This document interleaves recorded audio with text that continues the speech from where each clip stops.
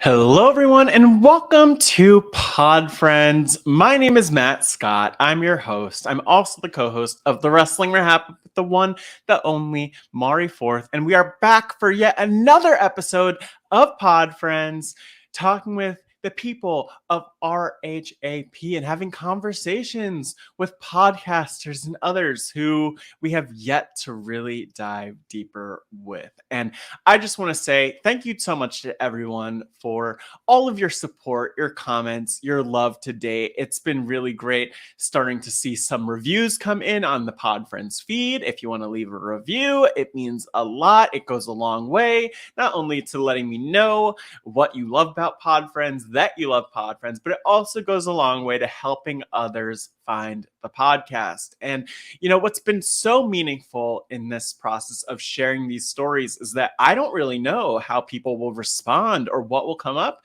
in talking with and sharing the stories of each person that I connect with for Pod Friends.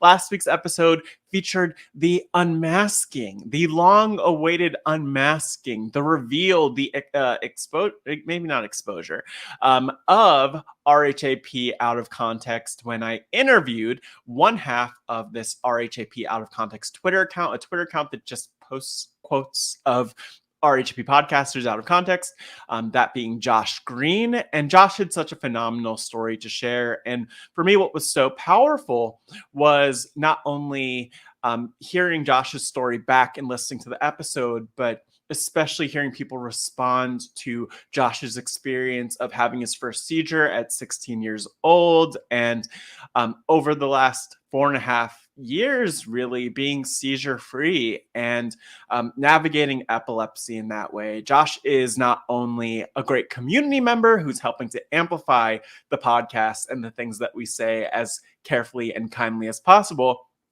but he is also an epilepsy advocate. And I just want to give a big shout out to Josh, who is at nearly $20,000 raised in a fundraiser to support the Epilepsy Foundation of Eastern Pennsylvania. Josh is a superstar, and I'm actually going to include a link to that fundraiser in the show notes if you want to learn more and explore that. But big shout out to Josh, big shout out to Brooklyn Zed, to Mari Forth, to Taryn Armstrong for all being part of this journey. And there is so much more to come. But I want to actually start out by introducing this week's episode. I have, for those watching the video version on RHAP's YouTube, I have my Valentine's Day red on right now because this is a special Valentine's Day edition of Pod Friends, and it features, for the first time, 2 people at once as part of this Pod Friends experiment. I actually interviewed Kevin McLain and Nigel Bocanegra, who are otherwise known as Kevin and Nigel. Some know them as just Nigel with like a K in front of the N as their couple name portmanteau. I don't know if that's the best portmanteau, but what I do know is that this was a really powerful conversation, and what was so great is that I interviewed Kevin, and then I interviewed Nigel. I interviewed them separately. I even included some rapid-fire questions, giving a big shout to Julie, who gave that idea in one of the RHAP patron groups a few weeks back.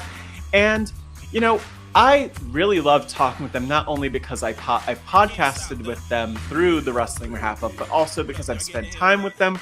I've met them, and it's really cool to not only hear the things that are similar about them and that bring them together as a couple, but just the ways that their 2 lives are so very different.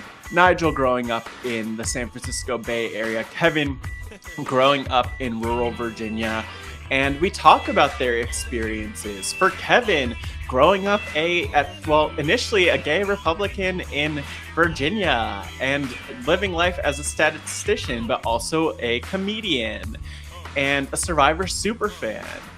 And then also Nigel's story of growing up in the Bay Area. He shares his family's past and their background. And he also talks about what it's like coming out fairly recently, just in the last few years of his life. And so we talk about his story, we talk about coming out, we talk about their relationship and love and their experience on RHAP and so much more. And I was just so thankful to talk with them. And so I'm excited for you to hear from them. But one thing I want to do before diving in is just let you all know ways that you could support Pod Friends. I mentioned leaving a review, and we have a Pod Friends podcast feed if you search Pod Friends wherever you listen to podcasts. And it would be amazing for you to leave those 5 stars, leave a review, and let me know what you think, because sometime on Pod Friends, I will actually take some time to read through the reviews, share some of the ones that stand out. Another way, though, that you could let me know what you think is by following Pod Friends on social media at Hey Pod Friends. And especially if you're on Twitter, I'd encourage you to tweet me at Hey Pod Friends. Let me know what you think. Also follow me at MattScottGW. And on top of all of that, you could get in touch with Pod Friends over email, podfriends@robhasawebsite.com. Again, if you have more thoughts you want to share. One of the other things I want to mention, I mentioned RHAP's YouTube, robhasawebsite.com/YouTube. I mentioned the Pod Friends feed. We're on the Reality TV Wrap-Ups feed also, which hopefully you're subscribed to and leaving 5 stars for.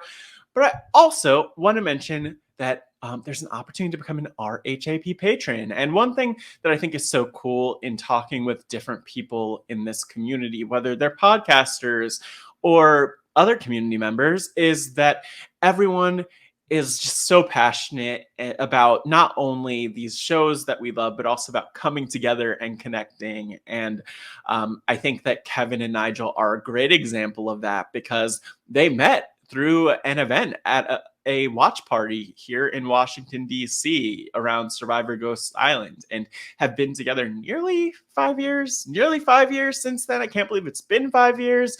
Wow. But so awesome to connect with them. So awesome to connect with all of you. And if you have other ideas for guests that I should interview for Pod Friends, get in touch at bit.ly/podfriendsnom. That's bit.ly/podfriendsm.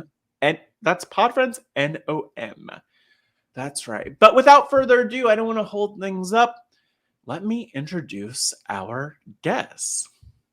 Making their way to the podcast on this Valentine's Day edition of Pod Friends, from DC bachelors to Bay Area bays, it was love at first sight, and some might say it's too hot to handle. Please welcome the self-proclaimed iconic duo of RHAP, their occasional podcasters, perpetual Survivor superfans, and gracing Pod Friends with a flavor of love. They're political junkies, and yes, they love short shorts and each other. Please welcome Kevin McLain and Nigel Bocanegra. I feel like, in a weird way, I am like almost conducting like couples therapy, where I'm like talking with you and then I'm talking with Nigel, and then maybe I have to go back and compare notes and then have a joint conversation with both of you. That's not planned, but you're in the Bay Area. Like, you moved there. Could you tell me more about what that's like, what that move was like? Sure. So, we moved because of Nigel's job, and because I can work remote, I followed, my heart, my love, and moved across the country, which is really exciting. I actually took 2 weeks off work and I drove from DC to California, which I loved. I know everyone's like, oh, you had to go through the Midwest. And I'm like, the Midwest isn't that bad. I saw a lot of corn and I saw a lot of friendly people without masks throughout the way. So it was a great experience. And I think I'm someone who likes to live life to the fullest. And I think driving through the country and seeing things I usually would not see in my day-to-day life is something I look forward to. And so I'm definitely in an adjustment period when it comes to California, a place that I didn't think would be so different. I mean, the San Francisco Bay Area and Washington, D.C. are both like highly liberal, educated metro areas on, they're the same like latitude even, but I do pick up on a lot of cultural differences that I didn't realize were happening. Nigel could have prepared me a little better for it, Yeah, wait, I'm so curious, because there's so much there, but first of all, that trip across the country probably could have been its own podcast, but like, what are you loving so far about the Bay Area? And I ask because like I'm such a huge fan of the San Francisco area. I don't know if it's the air or the vibe or the people or what it is, but like, how are you managing so far?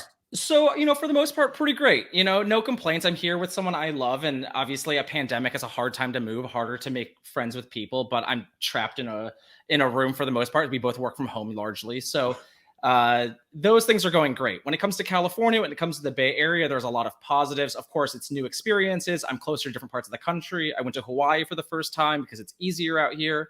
I think the weather is awesome. There's so much art, which is so beautiful. And certainly you get higher, taller buildings than you do in DC, which has that height restriction. Yeah. And maybe the best thing is the food is so much better out here. As we're talking about the Bay Area, what's like, is there something that's like your least favorite part about it now?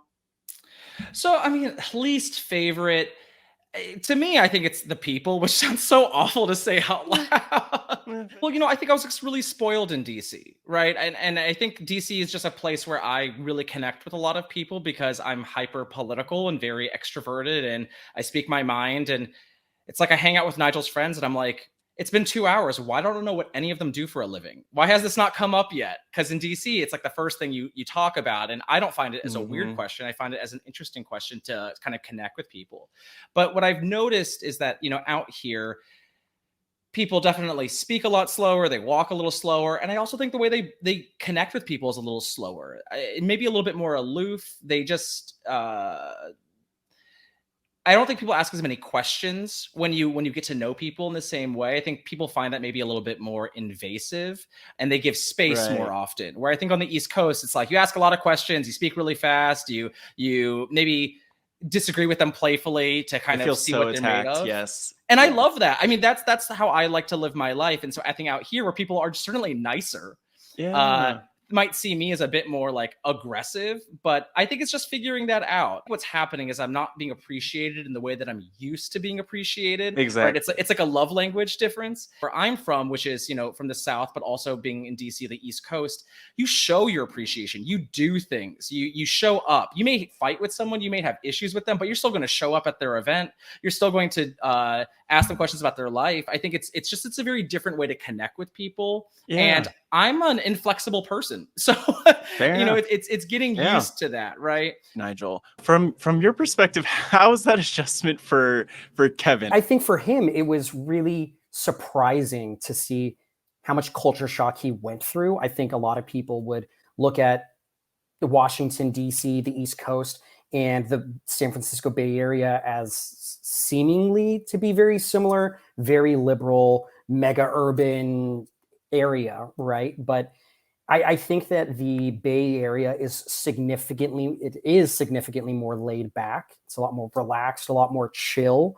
But something that I really realized coming here that Kevin immediately picked up, because for him, he's an outsider to the area, right? So for him, it was easy to see these things that it's taken a little longer for me. But I think that there's almost a libertarian streak in the people out here, right? Because he points out that as someone who grew up, kind of on the lower end of the Northeast and the upper end of the South, that people out there are a lot more, I think, direct, and also from the South, a bit more of formality and social rules are very present there. And here, I don't think that we care about those things nearly as much. So it's not just that we're more laid back. I think it's that we are also a bit more reserved. And so when I say libertarian, I think I mean that people here are not going out of their way to talk to a stranger unless there's kind of a specific reason that you would do it. An example that comes to mind, when Kevin and I went to our apartment's hot tub the other day, when we sat down, there was somebody else there, and Kevin's, immediate thought is like, okay, well, we strike up conversation because we're in a small public space. So it's kind of awkward not to A tiny hot tub, probably. I'm just picturing the smallest hot tub possible. It's great. Perfect time to start a conversation and make friends, right? Right. And so for him, it's like, oh, well, of course we would strike up a conversation. But, you know, my gut reaction, I think, is certainly built in my roots in the Bay Area. To me, it's almost like, well, why would you start conversation if they haven't given you an indication that they are open or interested in conversation? I think, you know, so we're a little bit more libertarian where it's like, well, we're respecting everybody else's space. You do your own thing unless there's a specific reason that you would actually approach someone. That I think is easy to kind of like imagine how other situations kind of go from there, because people are just a little bit more holding back, I think, because we are not as forward as the East Coasters. So, you know, I think things just move a little bit slower out here. Kevin, I'm just saying, like, I don't want an East Coast, West Coast, like, beef for RHAP, and I'm a little bit worried right now, but just know I'll meet whoever in the middle. Like, I will be, I don't know. I'm really nervous now that you mentioned all of that. But like, wait, where are you like initially from? And I obviously am not asking that in a microaggression kind of way. Like, where are you from in the South? So I'm from Southern Virginia. So it's the South, but it's like educated South, right? The Norfolk, Virginia Beach area. So it's a big military part. But my dad was in the military. So I moved around a little bit of everything. I actually was born in Californiia. And so I've returned to the homeland and I don't recognize it. Plot twist. I wasn't ready. I wasn't expecting that. Right? Yeah. Oh my gosh. But yeah, so you grew up, like you mentioned your dad being in the military, but you were in Virginia the most of the time. Was he settled there your whole life, or were you moving around? So it's more like second half of my childhood, I'd say. I moved around a little bit. I actually moved to Virginia. So we lived in Norfolk actually for a few years, went to Chicago and then came back to Virginia Beach. So they're like neighboring cities. So I would say that's like my hometown. That's where I spent 9 years or so of my life. And I think a lot of that, kind of tells you a lot about where I'm from. It's interesting being in California, talking to people, because people talk about hippies out here all the time. They're like, oh, the parents were hippies. They like grew pot off the grid in this like random small town in like the Central Valley. And I'm like, hippies? Like, I grew up in a place where people thought we should have been in Vietnam even longer. So if you want to compare, like, I'm from a much more conservative part of the country, and technically a swing district. So actually I'm from the center ideologically in this country. So I find that I've been like reflecting a lot on like where I'm from versus where Nigel's from, or like the people in these social circles are coming from.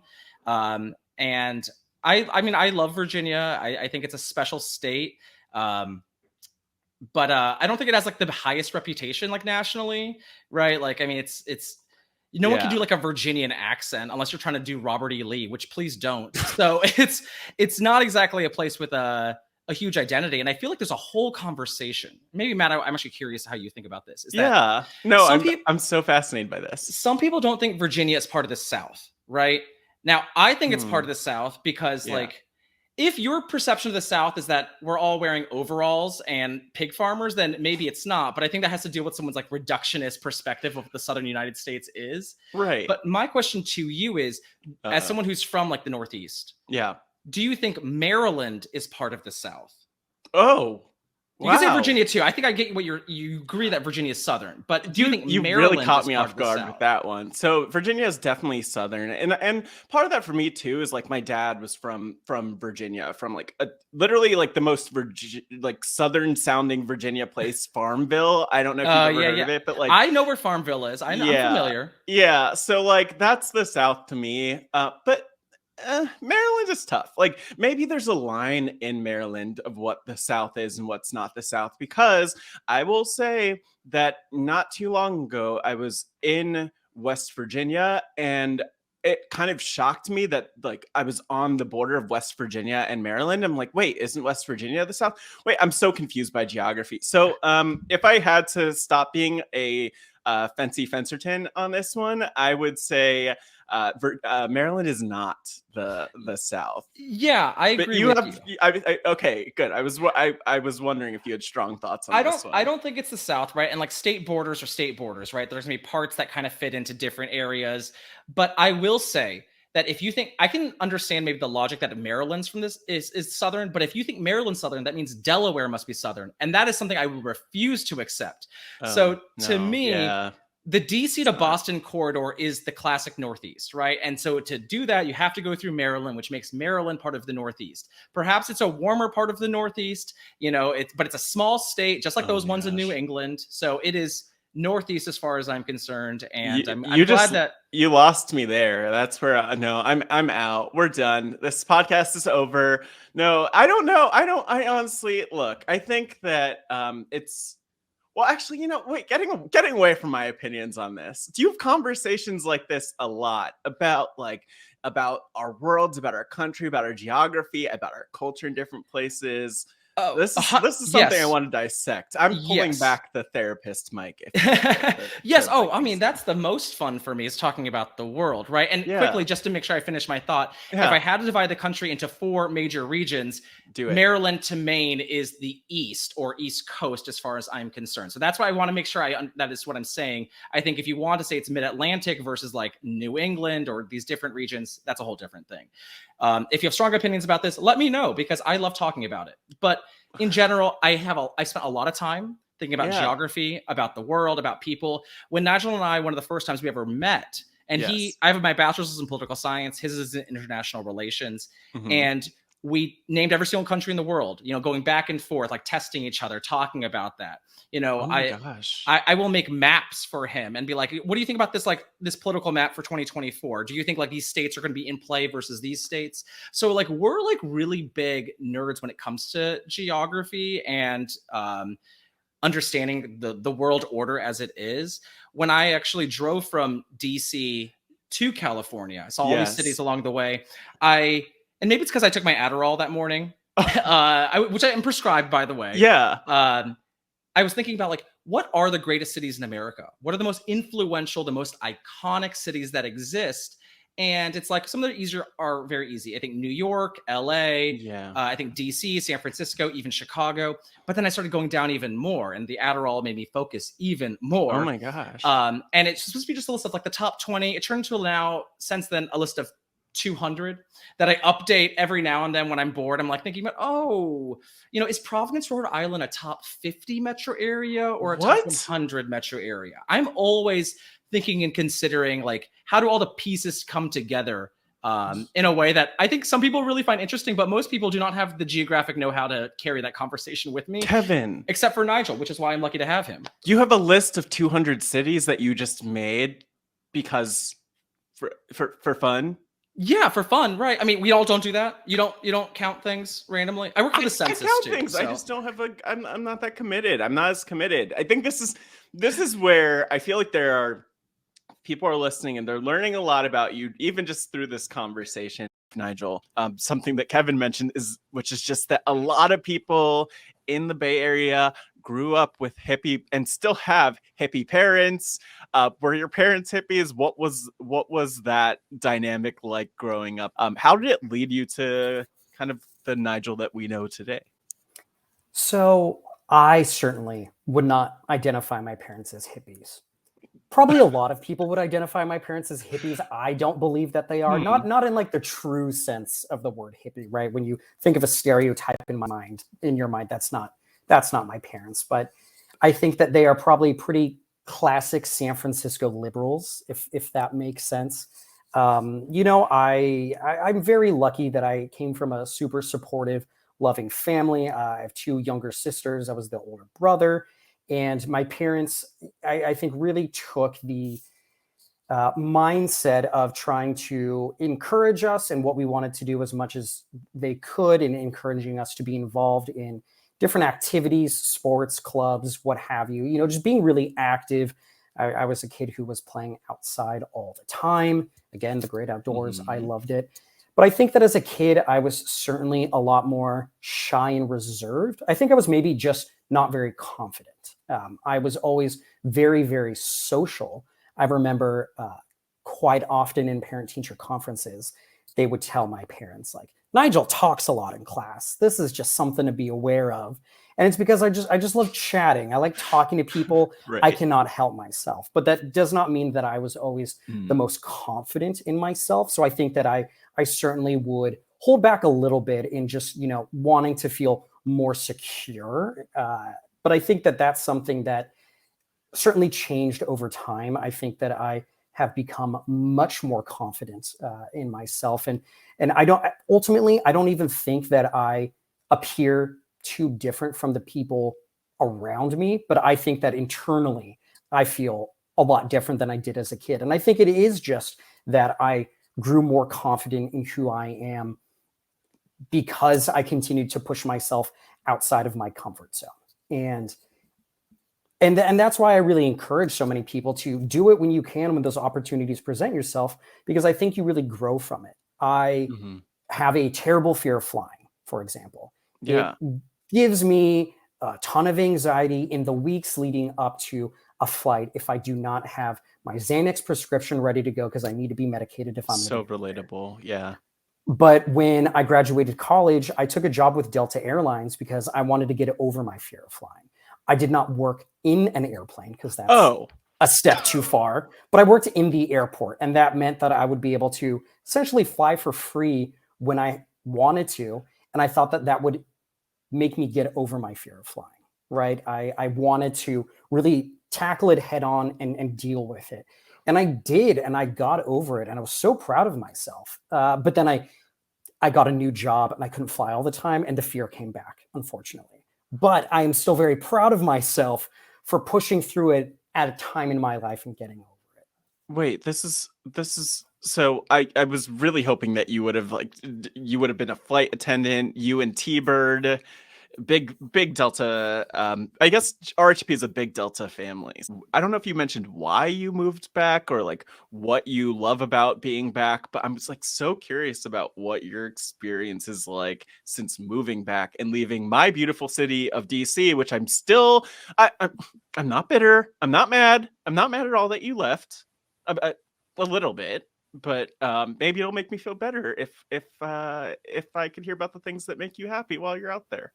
Well, I'll do my best to make sure Okay. that happens. As I said, I had moved to DC and lived there for about 4 years. Part of the reason that I even wanted to move in the first place is that I had only ever lived in California. I went to college about 4 hours north of San Francisco.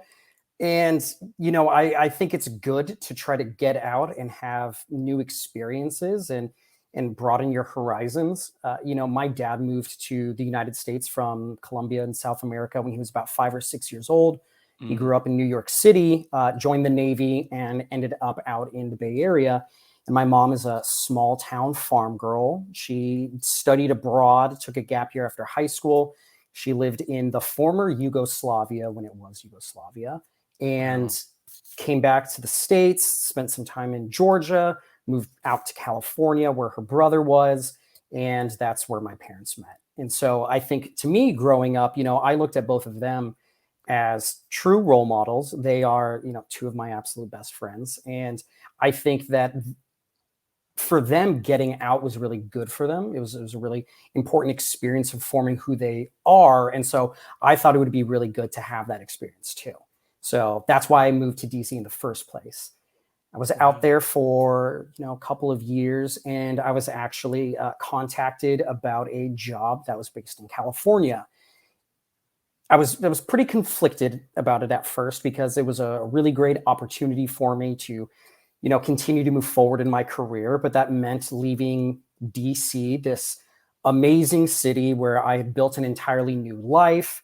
Met my partner out there. We had built a life together there, and so it was a little scary to consider changing all of that, and I had an understanding of what my relationship with Kevin was in our life of living in DC. And anytime you make huge changes like that, you can be a little apprehensive about taking that leap, I think. Mm-hmm. But I think what was really special is that I met Kevin maybe 3 months after I'd gotten out to DC. So I was still really new to the area, and he helped show me around the city and check out all of these cool things and cool restaurants, bars, everything that I, may have taken a lot longer to ever come across or maybe never go to in the first place. And I was really excited for the opportunity to reverse those roles and get to play the part of the tour guide and help show him around to all these places that I've really enjoyed spending time in. So, he was so supportive of this opportunity for me and essentially told me I'd be crazy if I didn't try to go for it. So when we found out I got the job, we started making plans to move out. And it's been, again, I think a really good experience. I think it's also been challenging in many ways too, which I think is important. You need to challenge yourself in order to grow. I truly believe that.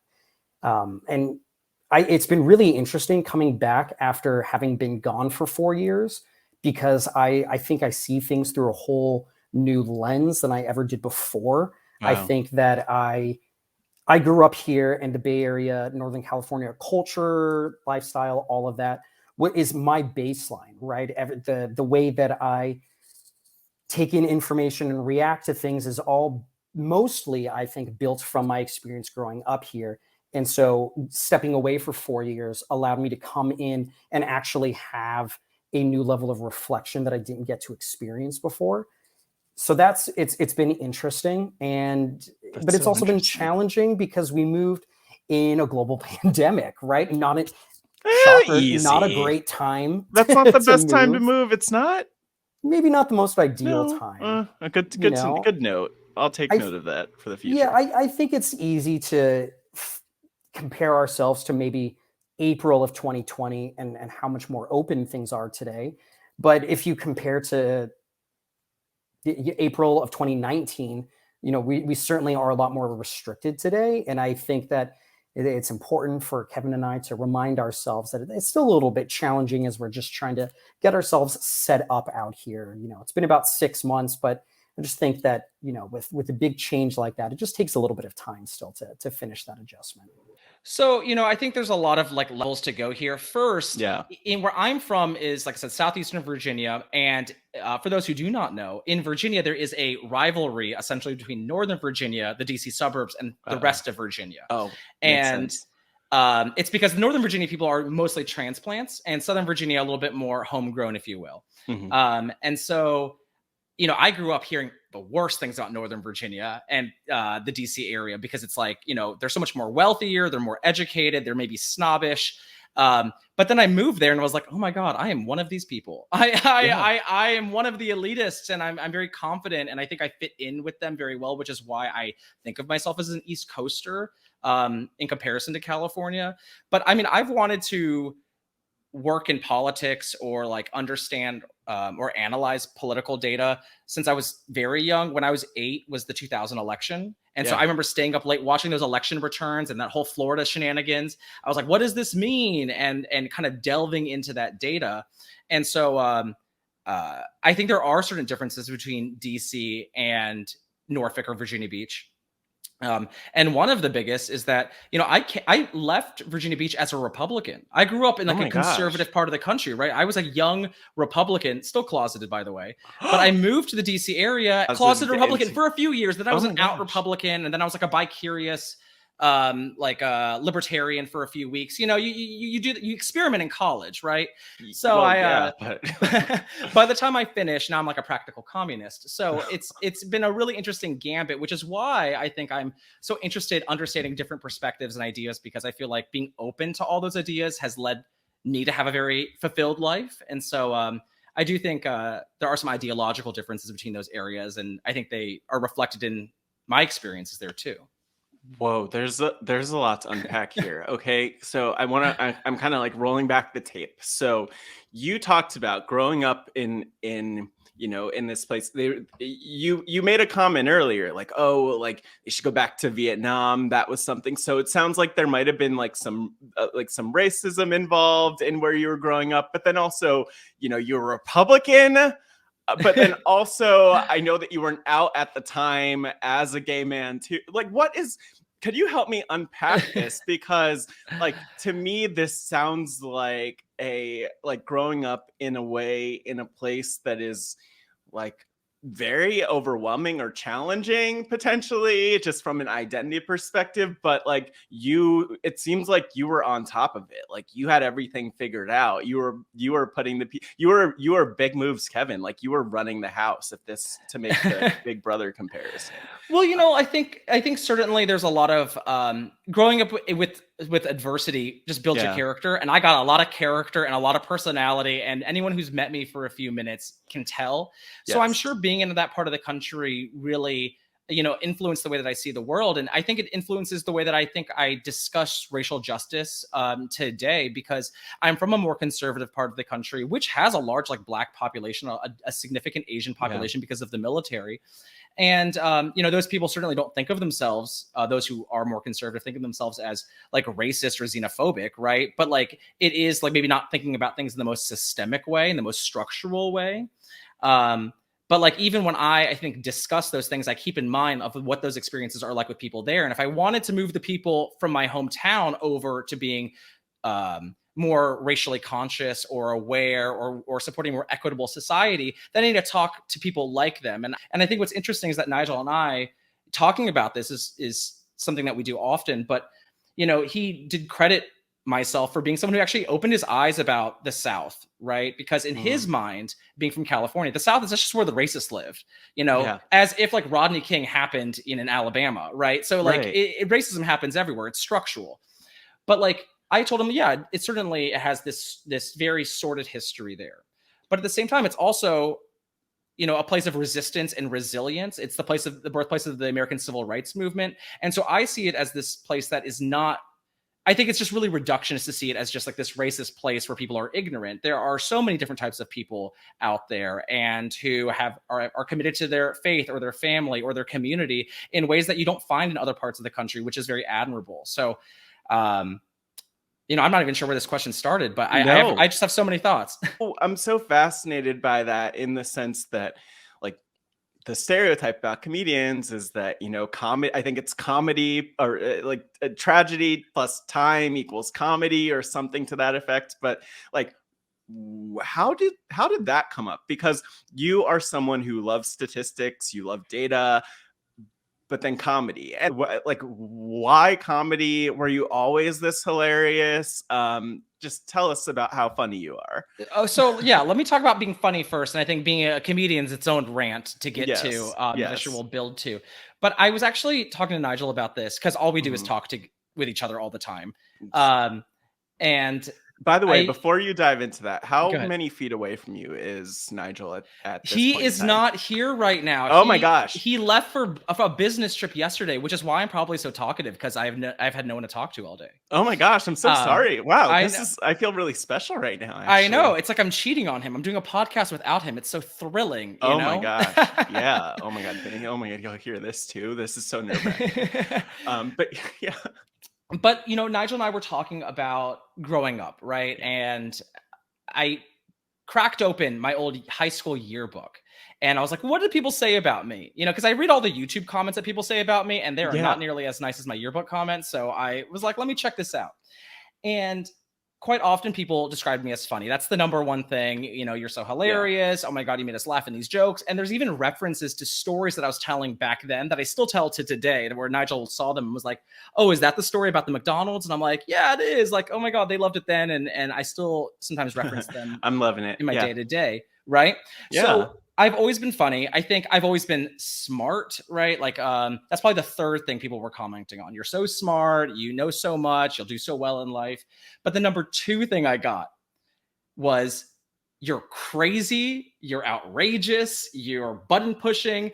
I mean, and I think a lot of people, if they read that in their yearbook, they were like, is this mean? But like, people write that in like different colors. Like, you're an outrageous, blunt, obnoxious kid, and I love you for that. Or people would write, people reference me fighting with them. They're like, I'm glad this year we didn't fight as much.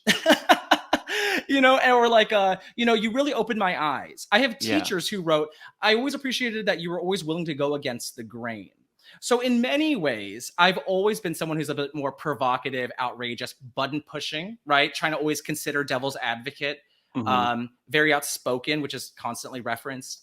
And along with being smart and I think being funny comes together in the way that I approach stand-up comedy.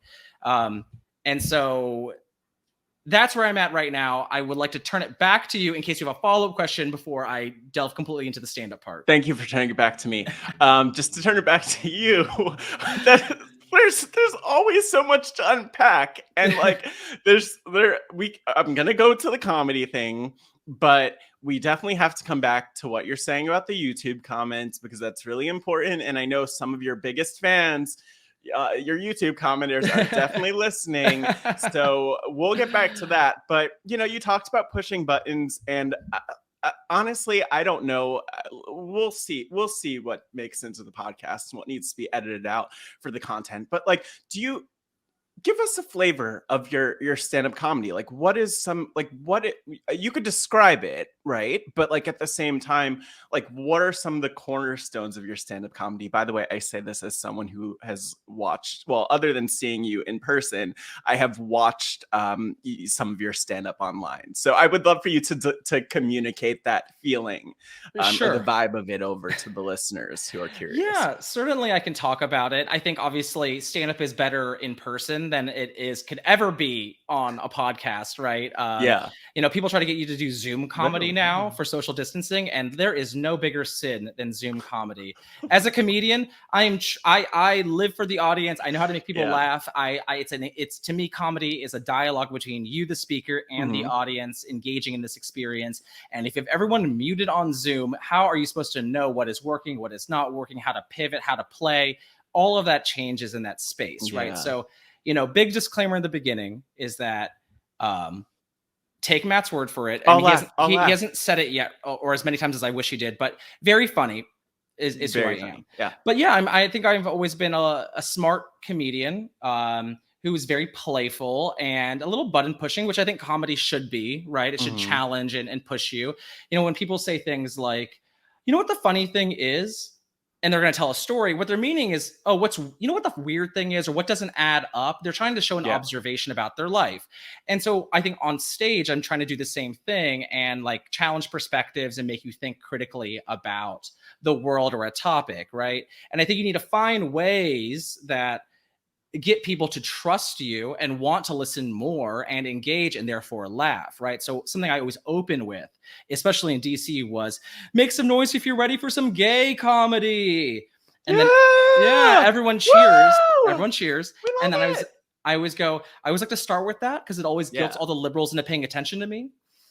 And that will get like a few chuckles. Or I'll be like, after you get all the cheers, I'll say, thank you so much for the applause. I wish my parents reacted the same way. Right. So it's, do you get one of those like, ooh? Yeah. But like the oohs are good. I mean, I've had comedians in DC, right? And these are all like, amateur, semi-professional comedians. I mean, I'm not talking about no big wigs here, but who always say, some people might get more laughs than you, Kevin, but no one gets more oohs and ahs than you. And in my opinion, you can fake a laugh, but you really can't fake an ooh. You can't fake an ah. And I think in that way, you are connecting with the audience in so many more ways because you're making them feel different levels. And that allows you to explore more topics and be more memorable to them in general. So yeah, a little button pushing, a little fun, but I want you to learn something too. I'm like Miss Frizzle or Bill and I'm semi-educational, semi-button pushing, but always fun. That's how I think about it. As a gay Asian person who's on RHAP, like we don't have a lot of Asian representation within RHAP, and we could have more gay representation within RHAP. And so I'm like so curious, not only with RHAP, but like thinking about how you show up in the world with stand-up comedy and otherwise, like what role do you see those identities playing in just like what you put out there and how you show up? Sure. And so, my identity is tied to who I am. I think it's like every person of color has said or at least retweeted the idea that like, if you don't see color, then you don't see me. Right. And so like I wear those identities very clearly, mostly because I can't hide being gay. Everyone can tell right away. And well, I can pass for not being Asian at many times in my life. And therefore I think I'm privileged in so many ways as someone who can do that. I feel like these are things that inform my worldview, and I'm super open about talking about that, right? But as someone who is very data oriented, I used to read the census like farmer almanacs and like review the data as a kid all the time. It was so much fun for me. I think I have a really big understanding of what the big picture looks like, and that the world is so much more different than maybe the online space suggests. I mean, most people don't have that many diverse friends. Most people their communities look exactly like them. I know a criticism of the TV show Friends is that like, it's like 6 white best friends. I'm like, have you met 6 white people before? They probably, their best friends are almost always white. Like that's actually one of the most realistic things you can imagine. It may be not realistic to the way that we consume television anymore, because certainly things are more diverse. The stories are different, but like, I'm trying to meet people where they're at. Like, this is not surprising to me. It's in my stand-up, I have a whole bit about, people were so shocked at the royal family's mistreatment of Meghan Markle, but I'm shocked that people were so shocked. Like, how is this surprising to anyone? Like, this isn't like, of course, like if you have any perspective of time, this shouldn't be surprising. It can still be disappointing. It can still be wrong. You can still be pissed. But I think it's also important to have that perspective and add to that so we can all kind of see what this greater picture is, which is so much more complicated. And I want to definitely do that. So, being aware of data, I mean, I think a conversation I have frequently is with like, Latino or Latinx representation in media as well. I mean, technically there are more people who have Latino or Hispanic identities than African Americans in the United States, right? But when you look at like the shows, they certainly aren't represented in parity. And so like, well, what's happening there is because we see people of color as largely Black, but like, obviously Black people have a unique experience within that discourse. There's just so many levels to go into it. And so I've always been someone who is engaging it very quickly and often.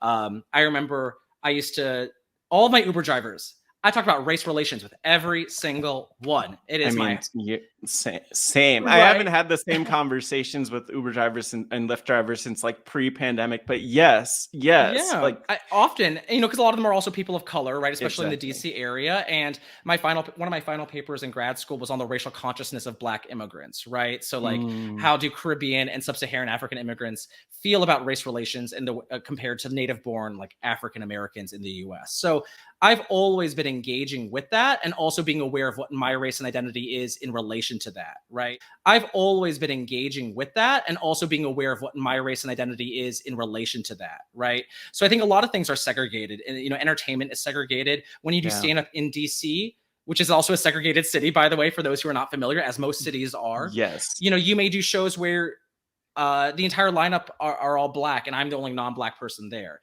So if I go on stage, I'm aware that in this space at this moment, how am I being perceived? How do I fit into this thing? And so if I want to get this crowd over to my side to appreciate my vision, the way that I'm talking about things, then I need to be considerate of how I am an outsider in this space and how that can be funny or interesting or different or intriguing. And, I was talking to Mari about this because I remember the first time I ever messaged her. Her Twitter bio said something about HU, right? Yeah. And I messaged her because I'm from Southeastern Virginia, and I go, "Oh, I saw HU in your bio. Is that for Howard or Hampton?" Right? Because I'm familiar with HBCUs because I'm from that part of the country, and while I'm certainly not an expert on it, I certainly know more probably than the average RHAP individual does.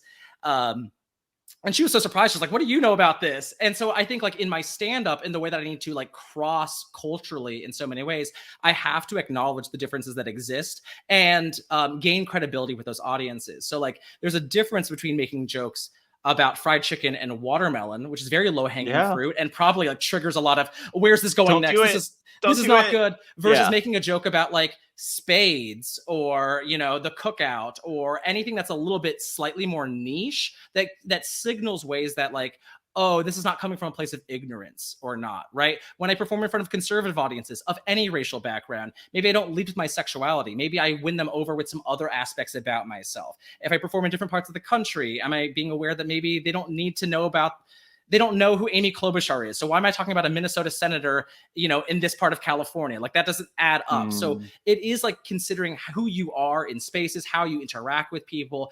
I also want to make people think more and be critical, but I also want to, engage fully with who I am, how they perceive me, all of those little pieces together. Hope that answered your question. I don't know. I talk so much. Take a breath. No, that really breaks it down, like we are saying. And I think, there's a lot to touch on here, but I want to kind of come back to something. You are one half of the Kevin and Nigel pairing, the dynamic. And I just want to see from you, because we know how you met, we know how you came together. Like, what do you? Nigel's not going to hear this. He's not going to until listen. he's never going to listen to this. He already listens to me so much. What do you? I'm not going to ask you what you don't like about Nigel. What do you admire most about Nigel? I feel like that's something that the people want to know, because they see you sitting next to each other all the time. Like, why do you put up with that guy? Well, I put up with him because he puts up with me, which, let me tell you, is probably the bigger chore between the two of us, right? So, I mean, I of course adore Nigel, Yeah. and I think what I love most about him is that he's always in for a fun time. He meets me where I'm at. Like, he'll raise his energy to meet mine, because I don't know what it's like to be low energy. At any moment in my life, I'm full throttle, always excited, always wanting to engage. I always have a game on my mind, a thought, a strategy, and he's always like, what are you thinking? Tell me about it. And he wants to talk about those things. So that's why we are always talking, right? But so I appreciate the fact that he appreciates me, which is, what we have in common, that we both appreciate me a lot. And I'm very thankful for that. But I think in general, the greater quality I love about Nigel, and I find really admirable about him, is that there's this calmness that he has. So going way back, I just did the rewind on everything. Where did that love of this show that kind of has brought us, not just the two of us, but more importantly, you and Nigel together? Yes, where did that start? So I'm a Borneo fan. I'm a day one person. Wow. Maybe day 9. I mean, maybe I didn't watch the premiere. I can't keep track. They played it a lot in 2000, and we had a lot of them on VHS. So I definitely remember the Rats. That's very clear in my mind. I remember when Dirk got voted off. Those are very clear memories. Yeah. I was 8 years old, right, in the summer of 2000. So I had watched Survivor early on, loved it. But Survivor really kept the energy going on, and I just loved it so much. And my family watched it, so it was just something to bond with your family. But I remember I had a little snow cone stand when I was a kid, and I had little kids in the neighborhood who kind of worked for me, or they did shifts every now and then.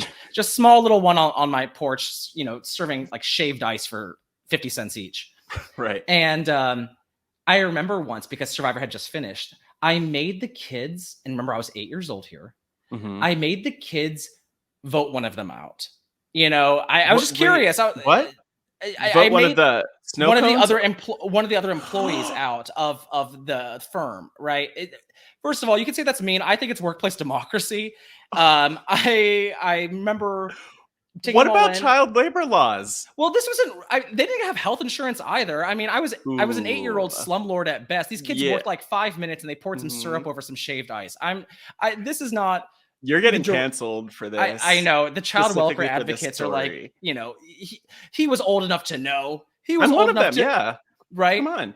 But I will say, I remember doing that, and I definitely made my friends play Survivor, and I got so many people into the show. Every guy I've ever dated, I've made watch Survivor. If you've been my friend, if you've been my roommate, you've probably seen a season or two.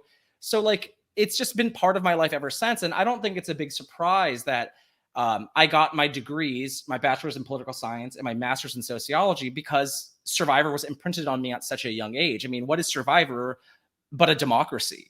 Right? Where people vote each other off. They make decisions as a group. There are group dynamics at play. And in sociology, it's about building society and then deconstructing that society with its own values and norms and ideas. And so that kind of comes together, I think, in my interest in understanding people, voting behavior, geography, culture. All that probably stems from a really early interest in reality television. And it's something that kind of guides the way that I see the show today. Talking to Nigel, which is interesting because he's a new school fan. He started so much later, and I think of Survivor as a social experiment. He thinks of it as just a game, which I think is probably a really big difference, because Survivor doesn't really talk about the social experiment aspect in the way they did in Borneo or Australia. Mm-hmm. And so, my perspective is very much baked into that experience there. And it's probably set me up to this trajectory to be on this podcast with you, just being a fan from the very beginning.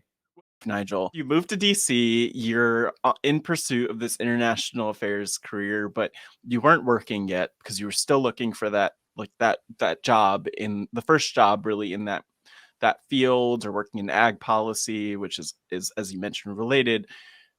And then you went to this random event and met Kevin. Can you fill in the gaps there? What was going on? And tell me the story from your perspective of how you two met, and how you ended up at the event, what that event even was, what episode of Survivor Ghost Island was on, and what happened in it. I want to know. Just spill the tea. Spill all of the tea, Nigel. Sure. So again, to set the setting, I am unemployed, sleeping on an air mattress, crashing in the living room of a friend from college. Flexible. I had one person I knew in the city, my friend Katie. She was incredibly kind to let me crash on her floor while I tried to figure things out. And she moved to DC for grad school. And so I was really lucky in that she let me like tag along with her friends, when she was hanging out. So I got to meet people. But, I was like, I don't want to overstay my welcome. I don't want Katie to get sick of me. I can't crash every time she hangs out with her friends. I need to make some of my own friends too. Right. And so I kind of thought to myself, how do I make friends in a city that I just got to where I barely know anybody? Right. And I thought of RHAP because I was listening to it all the time, because I was just always, like filling out job applications, editing my resume. Why not throw something on in the background, right? And so I had been a patron for a while, but I decided, let me see if there's any meetups or any way for me to try to meet people here through RHAP. Right. That could be a way to make a friend, right? And so I saw that there was a meetup to watch the Ghost Island finale at a bar in DC. And so I was like, all right, I'll go to that. And if I make one friend, that will be a success. If I don't make any friends, at least, I crossed out a few people and I'm a little bit closer to finding friends, right? I was just trying to have a very positive outlook on it. And so I went there, sat down on my little bar stool, a little awkward because some of the people that had showed up did know each other already. I didn't know anybody. So I was like, all right, go with the flow. We'll figure it out. I thought you were saying that's awkward to sit on bar stools. I'm like, yeah, relatable. I get it. Sometimes it's hard to figure out how to sit on those, but you got there. You're there. You're sitting on your stool. There, I sit down. I'm sitting in my chair, and Kevin just sits down next to me. It was like a Survivor watch party for Ghost Island, which I've mentioned a few times on other podcasts. And we just sat next to each other and just started chatting, and essentially just became friends. And then he fell in love with me.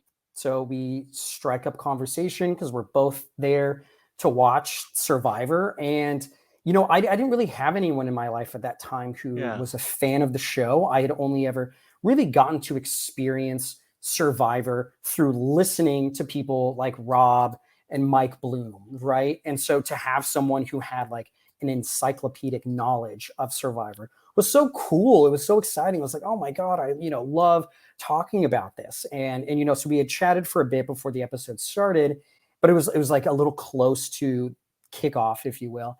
And he's like, oh, I know a couple other people, so let me go say hi to some of them. I was like, okay, sounds good. And when he walked away, I was like, oh, he's not going to want to talk to me again, because he's like so much smarter than me for sure. I was like, I love that conversation, but I'm at peace knowing that like he may not be interested in a second conversation. So a little funny how things turned out, to say the least. It is what brought us together. Now, what made us a couple, I think, is my undeniable sex appeal. So, take it for what it is. Yeah. But, we went to watch the YouTube version for right? that. Yeah. I think having someone that can talk about your favorite show with you is certainly a great way to break the ice and start a relationship. And even when we're on long road trips or we're doing nothing or we're on the train, we'll just be like, so which contestant from each season of Survivor do you think would make the best, like, Real Housewife, Or let's rank the runners up in their strategic game. Or who do you think was the most snubbed all-star returnee in each season? When Kevin and I go, like, grocery shopping, I say, like, okay, what game are we playing? Because he always has a game ready. And his game is like, okay, well, we're going to talk. We're currently watching Yellow Jackets. We're like, how would each of the characters from Yellow Jackets do on Survivor? And we just talk about an analysis. It's like a cast analysis. Yeah. When they first get dropped. Or it's like, okay, how would each of the, who in every season would be most likely to be elected president of the United States? So like we always are just like talking about it, right? And so, or like who from each season would be the best housewife? Yeah, exactly. It's just like we can always go back to Survivor for like a thought experiment. Yeah. And I'm sure you've picked up on it. He and I just love chatting. So we're always within 20 feet of each other and we're always talking. That's just kind of how it works. And so, you know, I think for both of us, at the end of the day, RHAP is what brought us together in the first place. And who knows if we would have ever met without it. And so there's always something really special about getting to interact with, you know, the people that brought us together in the first place, even if they, you know, even if Rob Sesternino had never heard of either of us before we met. At the end of the day, he still kind of brought us together, right? And so to me, RHAP will always have a very, very special place in my heart because it's pretty central to like where my life has gone since, right? In the way that Amber Burkich Mariano will look back at Survivor as so influential on her life's trajectory, I can look at RHAP as putting me down this path that I am so happy and thankful for. You know, we are on RHAP. We both do podcasts, and quite often it's together, right? But we aren't high-end guests. I mean, if anything, we're like we're not recurring guests either. We're like guest billing at best because we're only on like once a season. We're like Janice from Friends. You know, we show up, we make you laugh maybe a little bit, maybe you hate us, but then we get back out really soon and we come back the next season. So we don't do a whole lot. How did you become a podcaster, and what was that first like for you and Nigel? Because you are such a novelty act within RHAP, 2 for the price of 1. Some might say a freak show, if you will. A freak show, yes. So you know, Nigel. So we saw the casting, the ad, the promo, the desire for more diverse podcasters, right? For, you know, everyone else was in the class of 2020 and Nigel was interested in doing it and I was too. And then when Nigel started talking about it, he was like, I just feel like you have so much more to say than he does because I've been a fan for so much longer. And obviously my personality is unbearable. So I have a lot to work with here. And I said, well, you know, I think, you know, obviously I'm in love with you. And I think if anything, maybe we should apply together because being 2 like gay fans, that's not even unique anymore. So why don't, you know, being a pair makes that kind of interesting. And if anything, I think, we started developing a bit of reputation for being a bit like having hot takes and being a little bit more button pushing, which is my personality. So I can't say I'm surprised, but I feel like we've definitely resonated with people that are seeking a different perspective, who certainly are appreciative of RHAP. There's a reason why they listen to it. It's the greatest podcast on the internet. Joe Rogan, at me if you wish. But like, I mean, it's I think we've resonated with certain amounts of people, especially a lot of, I think, queer fans definitely messaged me and let me know how appreciative they were of our conversations. And people also saying, oh, I didn't agree with this at first, but then I got around to it. I think the detractors generally are people who are not listening all the way through. But, you know, as long as I make you feel something, I feel like it's been a success. So I'm always excited to always come on, whatever it may be. So, you know, just to kind of dive into the YouTube comments, everyone's favorite place. I will say for one that that's not the best. I'll put it like this. That's not the best place to reach me. Like regardless of if it's positive or not, it's just not the best place to reach me. But like, you're someone, you mentioned, you will respond to people, you will interact, you will clap back at them if they're clapping back at you. Like, what has that been like in this community? And more broadly, like, how do you feel you've been received by kind of like the RHAP fandom? Because I'm sure most people you don't hear from. Most people love what you're doing, or they're on board with it, or they're okay with it. My handle on Instagram is @AsianNarcissist, and it's to kind of reclaim the idea that I'm obnoxious and self-centered. So that's why I do it, and it's subverting the idea that Asian Americans are supposed to be just kind of collectivists and go with the flow types. So that's why that's there. And my Twitter handle @AsianNarc was supposed to be at Asian narcissist, but that was already taken. So I'm either a narc or a narcissist, depending on your flavor, right? It works. But I certainly am someone who has to engage. I love data, and what is a comment but data about how people perceive you? It is healthy to, of course, remember that that is not an accurate sample of what people really think.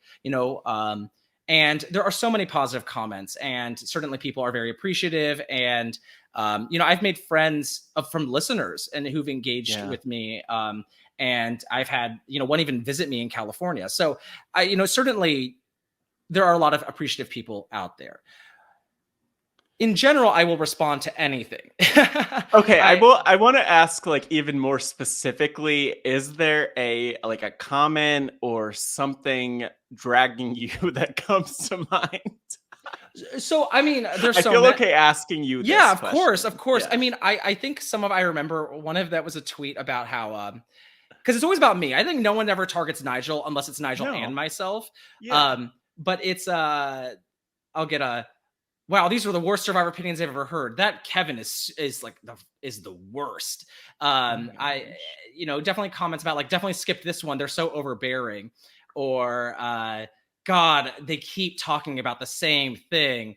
So I get a lot of that. But I also see people like defending me in comments, which is really cool. I don't think everyone gets that about people who are like, Kevin's rant on Kenny and Crystal is so incredible, and that's something we would usually hear. And so, or like if you listened or if you rewatched that episode, you would actually know what they're saying has a lot of truth in it. So you do get that, and it just depends on the space that you're in, and are you going after sacred cows, if you will. If I'm talking about JT and Steven, who are obviously beloved for good reason, if I say they're maybe a tad overrated, that brings out people from the woodwork, and I understand why that happens. Generally, to speak for, is I've always been outspoken in my life, and I've always felt the need to talk to people because I'm a chatty person. So I want to ask quickly, Matt, because this will maybe indicate a bit more about me.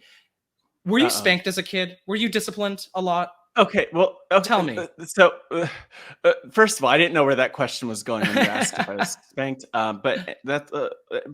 So I was the youngest of 4 kids. I learned from seeing, like, spanking again, like older parents, more traditional, healthy relationships, insanely loving, but I learned to run. So no, for the most part, I was not spanked. I learned to run. I learned to hide, let the situation cool down. And I think it's made me a much better person. I probably do stuff like that all the time. But why do you ask about me being spanked? So what I asked is, I've asked another friend once. I said, how'd your parents discipline you as a child? And he goes, I don't think they ever really did. I mean, I think we were pretty well behaved. And I was like, I was spanked as a kid. I had every reason to be better, and I still acted like a damn fool every chance I got, because that is who I am. Okay. At the end of the day, the punishment of being spanked, of being yelled at, of being told you're terrible is worse than me keeping my mouth shut, right? So, it's better than keeping my mouth shut. And so I feel like I've always had to express my opinion, tell people my thoughts. And I think in so many ways, it has made people very admirable of me. I was referencing my yearbook earlier, and there's a lot of comments about people saying, you always say what I wish I could say, or I wish I could be more like you and speak my mind. And that's because I do that, and I find that to be a very admirable quality. But, I have to remember that a lot of people find opinionated people really annoying. I personally would rather be around people I dislike, who have strong opinions, than people who I'm mildly lukewarm on, who have no opinions at all. Yeah. So that's why I think I engage with the comments, because quite often I feel the need to defend myself. I remember someone commented, Kevin always has a long-winded response for everything. So I responded in a long-winded response, of course.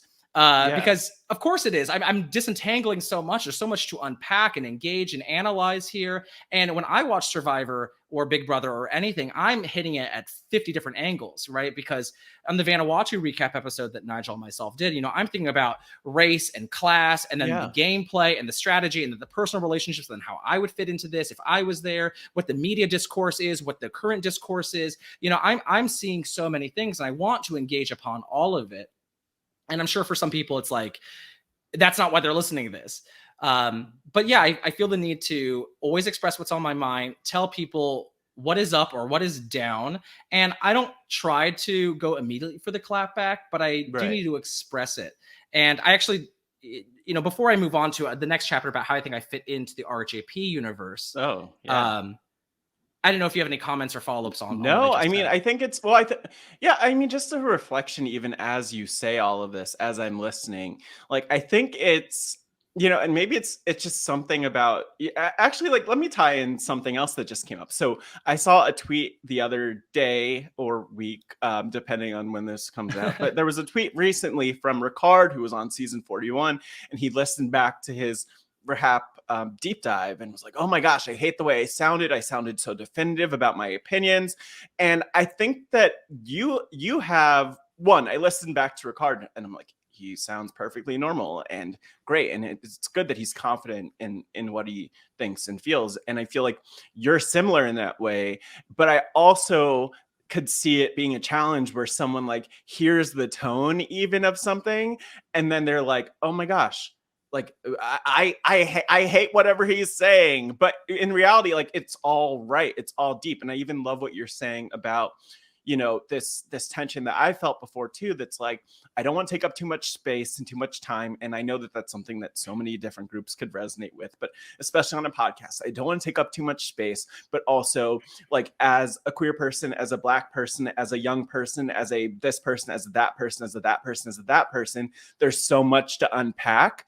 And so you always have to kind of go into those things, and sometimes people don't want to hear it, but it's kind of like why we're there in the first place, to give that different perspective and to untangle those complicated things. But kind of to bridge the gap between that and what we're saying about the RHAP community, it is so fascinating to hear how you've, like, how you and how a lot of that has been received, at least from your perspective. Yeah, I mean, I've, like I said, always been outspoken, and I am always worried about, am I taking up too much space? But there's also people that appreciate about me, and like, Yeah. can I podcast any differently? Like, can Natalie White play Tom Westman's game? No. So like, she can only play the game that's best suited for her, and so I can only podcast in the best way that's suited for my skill set and the way that I approach things. And certainly you can fine tune and tinker things, and I'm very reflective. I want to improve. I want to entertain. So I'm mindful of all of that, but I definitely feel a need to engage, and I can't help but read the comments. I can't help but like listen. And on stage, where I have really the control as a comedian, it's a little different than being on a podcast where you do have to let other people speak and engage with that. And again, what's been really cool is making real life friends through our involvement in RHAP. Here you and I are talking. Kevin and I got brunch with you and Mari when we were out in DC. I've met people that I still regularly talk to because of RHAP. And again, I so value these human connections that it is super meaningful to me. And even moments like after we had first moved out here, Kevin and I went to this like amateur WWE wrestling event that was happening in Oakland. Yes, we call it independent wrestling. Independent wrestling. Hood Slam. Yes, very well known, by the way. Okay, great. Yeah. I think I'd even mentioned it to you before. So we went to Hood Slam, and I was talking to one of my sister's friends because she showed up with her friends, and I mentioned some of the podcasting, and she was like, "Oh yeah, I've listened to you guys before," and I had no idea that she had ever even listened to an RHAP podcast. So it was kind of like a little surreal to realize that like people that I know that I don't even talk to about the podcast have heard me podcast on this network before. But so overall, it's just been like a really fun experience, I would say, because it's kind of like you said, Kevin and I are not dropping in everyone's podcast feed every single week. So, we're probably not putting in nearly as many hours as Rob Sesternino. Controversial take, right? I think that's possible. So I think, it's really fun, and it's never work. Maybe if we were pumping out podcasts every single week, on occasion it could feel like work, but it never does. Of all of the podcasters, especially in a pandemic, you and Kevin were closer and have been closer than any other duo physically. on the podcasts, and we know there are many other couples in this podcasting world. Very few fit within the same box on StreamYard, fit within the same spot to share a mic. So I think that that's really something and impressive and powerful.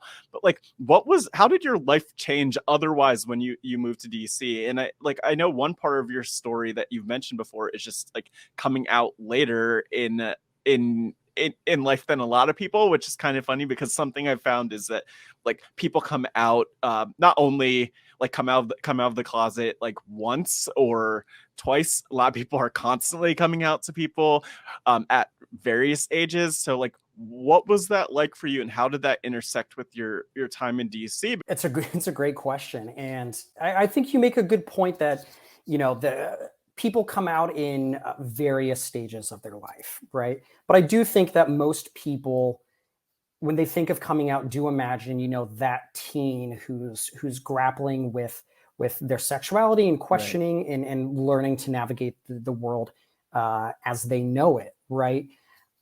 I didn't even really begin questioning until I was like 25 years old, which I think, regardless of what age you come out in, I think that that's pretty late. A lot of people say that they've known for a very long time, but could not accept it or didn't want to be public for, whatever reason. But I think that I began questioning much later than most people. And I joke because I don't think I'm particularly introspective when compared to the average person. So maybe if I was a little more introspective, I would have realized sooner. But, it was interesting, I think, because I grew up in the Bay Area. A lot of people think of San Francisco as like the gay capital of America, right? And I grew up in a very liberal, accepting family. Like my uncle is gay and my mom and uncle are super close and have always been. I went to school where, most kids were totally accepting and did not care if you were going to be gay, even when, I was in high school. It's a little different today than it was then, right? But it was still really surprising to realize like how difficult it still was for me, considering I had about as like an accepting of a background, I think, as you can imagine for most people. And so I think you cannot separate what my experience was from the fact that I was like 25 years old when I first started thinking about it, because, it's hard, I think, for everybody to go through that. But I think it's particularly hard when you are 16 and hormonal and moody and you're pissed about an essay you have to write and all these things, we make so many movies and songs and all these things about, the angstiness of growing up as a teen. Right. And so you combine that with grappling with your sexuality. I think that's particularly difficult. And so I think that I had it pretty easy compared to a lot of people. I started questioning when I think I was like a fully formed adult. I think that that's just easier because you're not dealing with necessarily a lot of teen stuff that we all dealt with, right? But it was still something that I had to accept in myself, and felt scary at times because it made me question, like, what does that mean? What does that mean about me? What does it mean about my past experiences? And I think what made me feel comfortable even exploring that side of me was having moved to DC, because I think in our culture, if you are a man who has even had like one experience with a man, most people are like, oh, well, they are some sort of queer, period. And it doesn't matter if that person has decided that, like, I didn't like it and it's definitely not for me. I'm confident as can be. I am as straight as they come. I think most people out there are like, yeah, but they're like queer to a degree, right? And so I think that it felt very freeing, feeling like I could explore that part of myself. But if I decided that it wasn't for me, I could kind of like hit the emergency escape button and like pop out of that. And it would not be something that like followed me around and potentially hindered like my dating chances afterwards. Cause I think that there certainly are some women out there who would not be interested in dating a man who has been romantically or sexually involved with another man before. Right. And so, and it's also hard to like separate meeting Kevin from that, because it corresponds with that same time in my life, right? And so I think what also like really helped me was like having someone who was so supportive and so recognizing of the fact that like questioning doesn't mean that this is like a forever thing either. I think that it would have been even harder for me if I did not have Kevin in my life to be able to like talk about these things with, because I could in a way that I felt like I couldn't with other people at that time in my life. And so, I think that I'm so like thankful for having gone through it, not just because of like where I have ended up, but also for how I better understand other people and the world around me, because I was scared to come out to my family knowing that they're super close with my gay uncle, and and that like logically I knew that they were going to be totally accepting and fine, right? But like we have all heard the stories of people who have come out and it didn't go well, and like what that means for their relationships with their family. And I'm so close with my family that even the tiniest percentage of it not going well was still beyond scary to me. And I think that I maybe wouldn't have realized that as much if I hadn't actually gone through that. And so I think it's probably made me more sympathetic and understanding, and has just been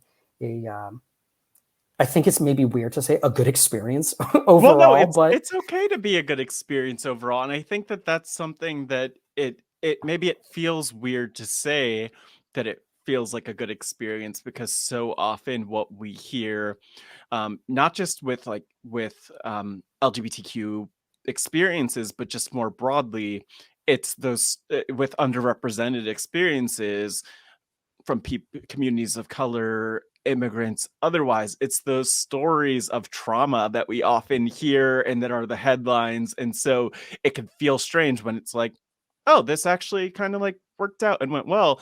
And I resonate a lot with what you're saying, like, and as someone who's always, well, not always identified as bisexual, but as someone who kind of like realize like, oh yeah, this is a thing despite biphobia, and like the fact that there are so many messages that are telling you need to be this thing or that thing, and it's like there's so much to sort through at times. And I'm really thankful. I'm gonna bleep his name just for the gag, but also because he doesn't like RHAP or Survivor, which is a whole other story. But like my loving boyfriend, who you've met, is phenomenal and like understands and gets it. And it's so important to have people in your life, like in general, family, partners, others who fully affirm and support you. But also I get where you're coming from with this.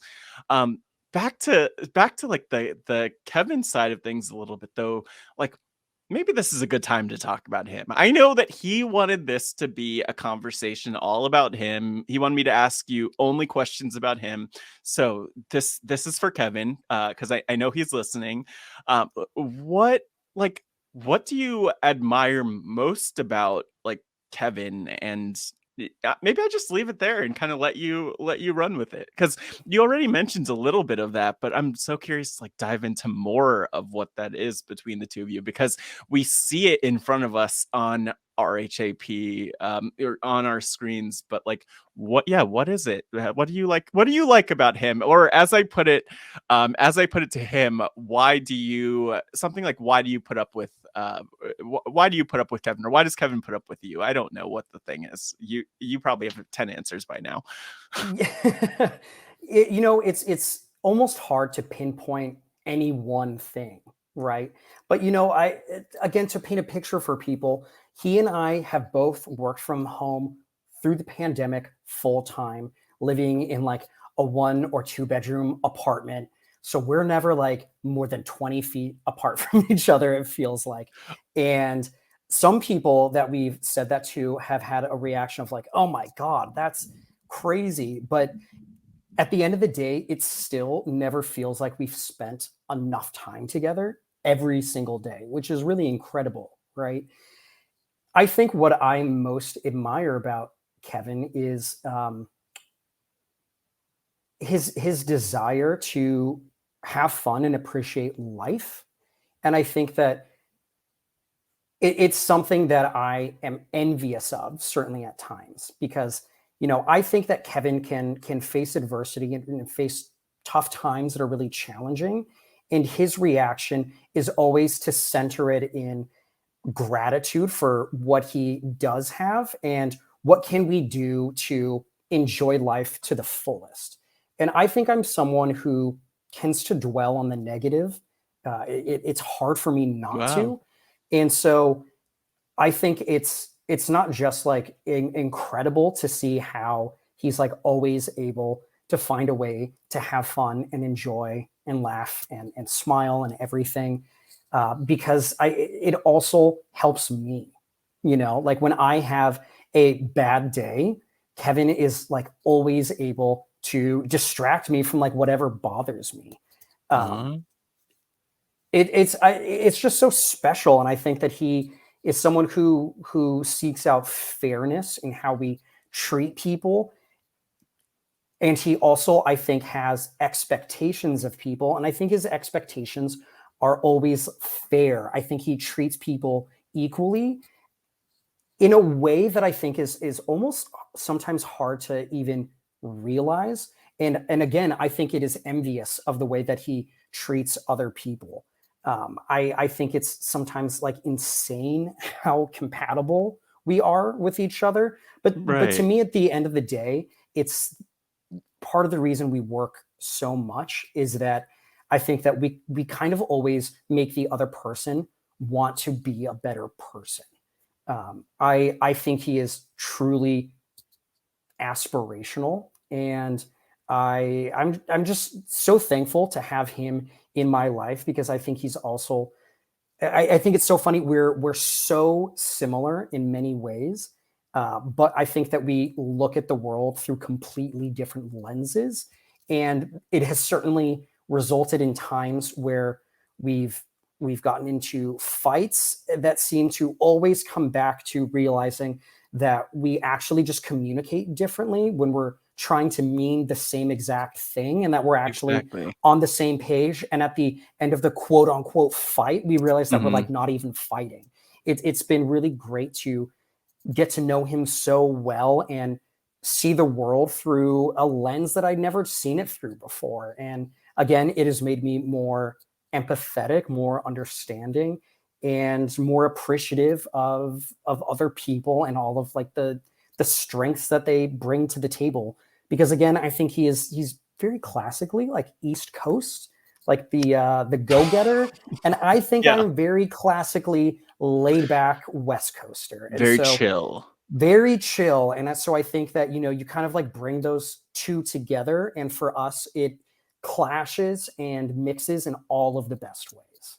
Kevin, what do you Nigel's not going to hear this He's not going to until listen. He basically doesn't. he's never going to listen to He already this. listens Like to me so much. what do you I'm not going to ask you what you don't like about Nigel. What do you like admire most about Nigel? I feel like that's something that the people want to know because they see you sitting next to each other all the time. Like, why do you put up with that guy? Well, I put up with him because he puts up with me, which let me tell you is probably the bigger chore between the two of us, right? So, I mean, I of course adore Nigel, and I Yeah. think what I love most about him is that he's always in for a fun time. He meets me where I'm at. Like he'll raise his energy to meet mine because I don't know what it's like to be low energy. At any moment in my life, I'm full throttle, always excited, always wanting to engage. I always have a game on my mind, a thought, a strategy, and he's always like, what are you thinking? Tell me about it. And he wants to talk about those things. So that's why we are always talking. Right. But so I appreciate the fact that he appreciates me, which is, what we have in common, that we both appreciate me a lot. And I'm very thankful for that. But I think in general, the greater quality I love about Nigel and I find really admirable about him is that there's this calmness that he has, right? Mhm. I'm all over the place. I'm about getting your energy levels up. I'm like a hype person. But Nigel's like easy to talk to.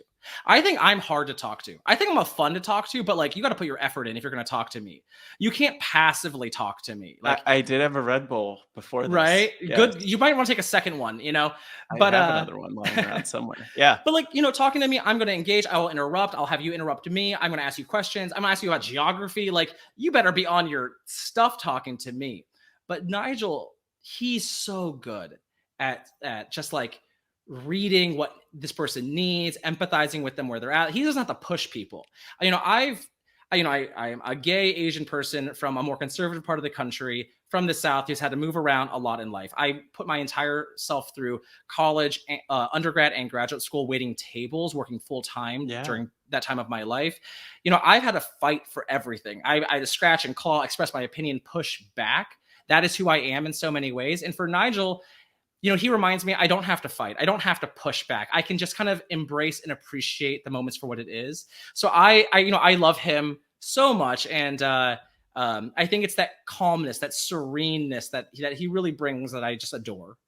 So I actually want to ask you a series of rapid fire, or maybe it's rapid fire questions. Go ahead. A little bit. I'm gonna ask these questions to Nigel too, and just to see what your answers are. But so I'm just gonna run through some questions, and the answer is either you or Nigel. But I don't want you to think about it too much. Just sure. Okay. Are you? But I'm not. Ready? No explanations. Are you ready?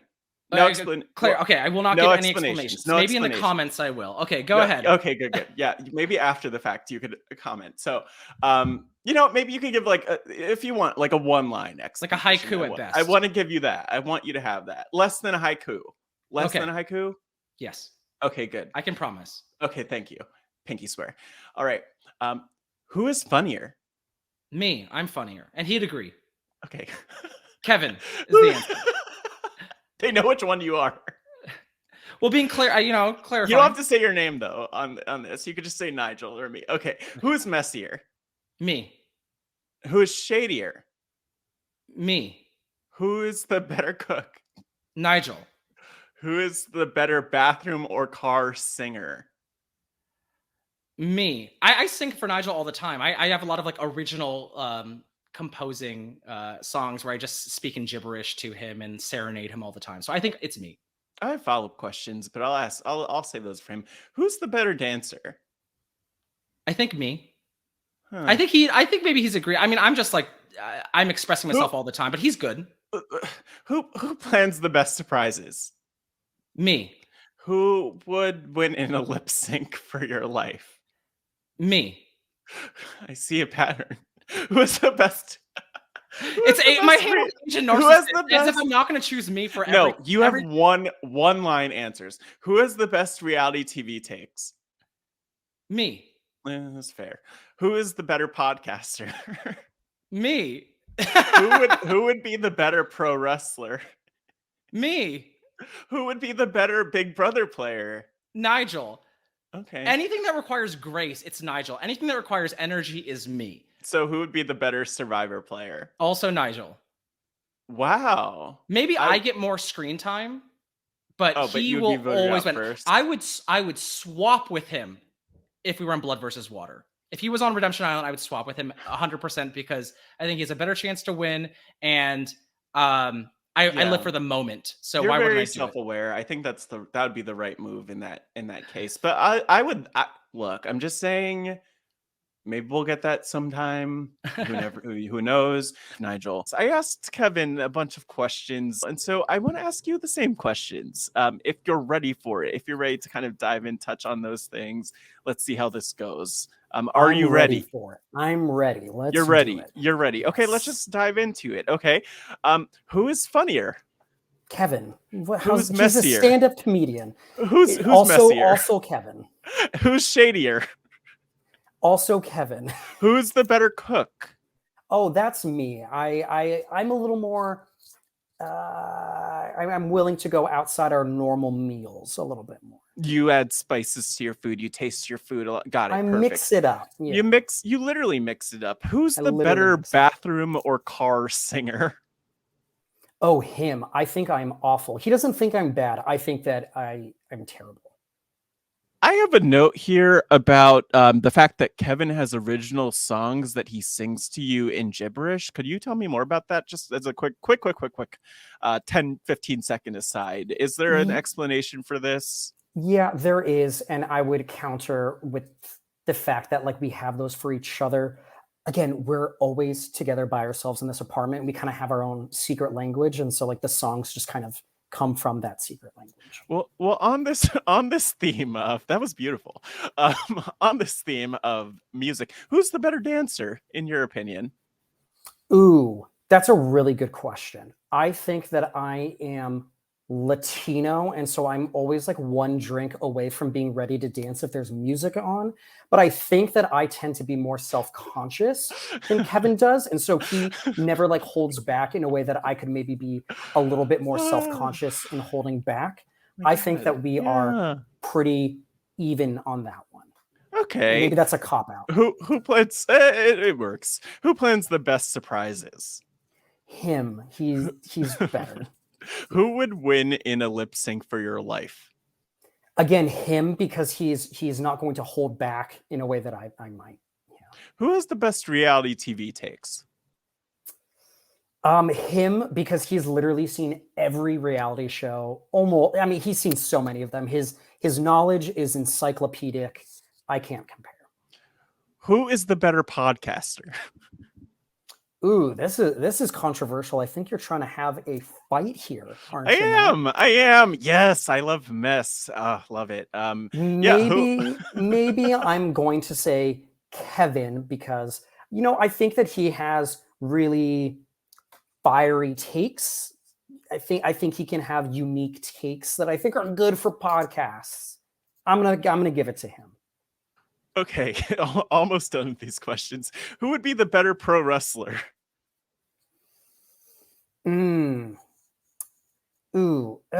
Probably him. Again, theatricality is just like really up his alley. I think he'd be really good at that. Okay, but who would be the better Big Brother player? Oh, okay. Well, we've talked a lot about this before.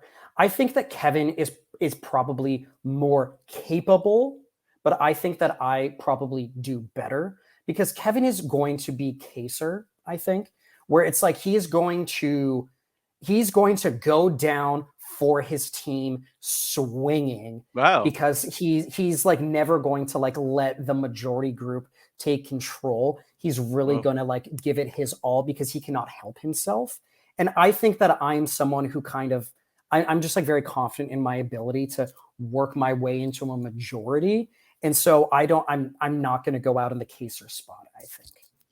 Oh, okay. So that's so the answer to that was that you would be the better Big Brother player. I think I go farther more often. That's what it. Okay, I'm he's like more capable of making like the big move that people talk about forever afterwards. And I will say, Kevin did acknowledge he does not quit. Who would be the better Survivor player? I grew up camping, right? I'm like very outdoorsy. Kevin cannot stop snacking at all times of the day. I think that the survival starvation aspect is going to be easier on me than it will be on him. So I'm going to give it to me, maybe. So that might make you. Well, I mean, I don't know if that makes you the Boston Rob or the Amber. I'm not even going to try to sort through who's the Boston Rob. I'm the Amber. You're the Amber. Okay, I wasn't going to say it. I wasn't going to say anything, but that makes sense. Look, I'm just going to point out those are my rapid fire questions. I didn't come up with that one on my own. Shout out to someone else for coming up with the idea of rapid fire questions and me coming up with that. But your answers were, I think, exactly the same, which is interesting. I don't know if you're cheating. Again, Matt, we need to remember that Kevin and I are literally together at all times. We just get on the same wavelength very easy. And maybe this just means that we're being very truthful in our answers. I have to ask, like, just kind of summing up your story. There's a question I love to ask, which is, if your life were a book or documentary, Kevin, what would the title be and why? Oh my God. if I was a book, well, it's probably not a book because I'm not well read. I am like well watched, if anything. It could be a documentary. It's a documentary. You could. Well, when you asked about my theme song, I said it was, Yeah, we didn't talk about that, but do you want to engage this instead? So, asked before I came on was, what is your theme song? And so for fun, I said Milkshake by Khalees. And I will not sing it because, royalties or whatever. And also because I'm tone deaf. But that was fun. I bring all the boys to the yard. I'm exciting. I'm energetic. I have an ass that doesn't quit. Like whatever you take me for, I'm fun. I'm full of sugar because I'm constantly like, eating something, experiencing something. So that it's a fun one. It's provocative. It's pushy. And I think that's who I am at the end of the day. And so I should think, if I had to think of a documentary title, it has to be something that talks about me being annoying and frustrating, but somehow lovable. You need a title though. Probably Asian Narcissist or what is it like never shutting up? There's so many. I can't. I don't know how to be concise. That's why Twitter is so bad for me. If you were, I almost imagine, based on what we've talked about, that you would have a spreadsheet of titles. I'm a little disappointed that you don't have a spreadsheet of titles, but I think you could work on that. Like that's the thing in the future. Like add a tab to the spreadsheet of U.S. cities with book or documentary titles, and then we'll talk about it in the future interview in like 5 years when we do the dramatic follow up. Nigel. Look, I have one last question though, and I know there's no way that it's going to be the same answer. And that question is about your life story. And more on the nose, I want to know if your life were a book or documentary, what would the title be and why? That's a very good question, and I might talk like I'm vamping to give myself more time to brainstorm. I mean, we love brainstorming and thinking things through, and I like books, right? Like, there are lots of books out there. There are novels, there are fiction books, nonfiction books, there are books that are a little bit more hilarious, memoirs, there are, those children's chapter books, you've done a sufficient amount of vamping. I'm very appreciative. No, I was just visit your local library, everybody. That was a PSA. Shop local. I support it. Shop local and get a library card and something about, I don't know, disinfecting your books before returning them these days. I don't know. If your life were a book or documentary, Nigel, what would the title be and why? So, if I'm monetizing this, I'm going to try to workshop it a little bit more, but I think that you could title it Take the Leap, because to me, I have certainly come across many situations in my life where I was unsure if I should, quote, go for it. I think that probably in some way does go back to the fact that I have not always been the most self-confident person. So maybe more situations I felt like were a leap of faith, even if they weren't as much of a leap as I thought. But I think that I have benefited so much from just taking a leap of faith and going for it. Because at the end of the day, even if you don't succeed, I think that you grow from these experiences. And I've gotten so much from it. And I think, we could all stand to push ourselves outside of our comfort zones a little bit more. So take the leap. Kevin, anything you want to put out there to anyone, haters, lovers, Nigel, anybody? Well, to the lovers and the haters or anyone who feels somewhere in between, but I can't imagine that many people feel indifference to me. Let me know what you think. I mean, especially if it's positive, right? Or be appreciative of the fact that, we dedicate our time and energy to talk about these favorite shows and topics and ideas. And it is really exciting to do that. And we like to know that we're making a difference in the lives of people who are listening or engaging. And, if you found myself or Nigel interesting, maybe don't send him stuff because he's like an actual busy adult, but definitely let me know that you appreciate those things. And it means a lot to me to know that out of maybe that 50,000 words I said during this one interview, that at least a handful of them resonated in some way. And it does make it all worth it too. Thank you so much for making this time, Nigel. And anything you want to say in conclusion? Well, Matt, I just want to thank you for having me on. This has been so much fun. And, you and I have not had the opportunity to sit down with a one-on-one like this before. So it's been really great. Unfortunately, I did not do as much interviewing of you. So maybe next time we'll be able to get a little bit more from you in a conversation like this. But this was really fun. I appreciated the opportunity. No, thank you. And you know what? At Rob Sesternino, pitch him your ideas, create Pod Friends, the reverse of Pod Friends, whatever that would be, and we'll make it happen.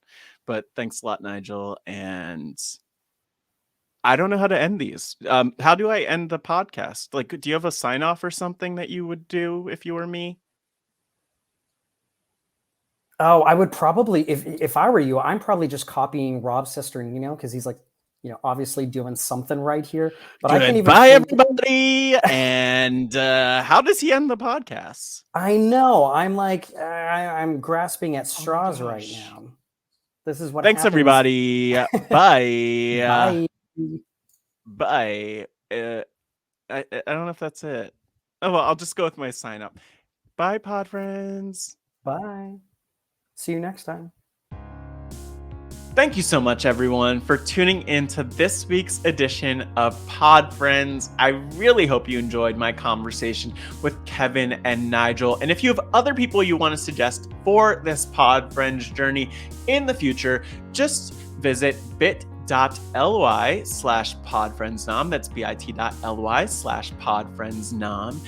And I just want to give a special thanks to everyone who's helping make this possible, the RHAP team, Rob Sesternino for the green light on this podcast, and each and every one of you for supporting. And if you love this conversation, please leave a review. Feel free to leave those 5 stars. Follow Pod Friends on social media at Hey Pod Friends. Get in touch, podfriends@robhasawebsite.com.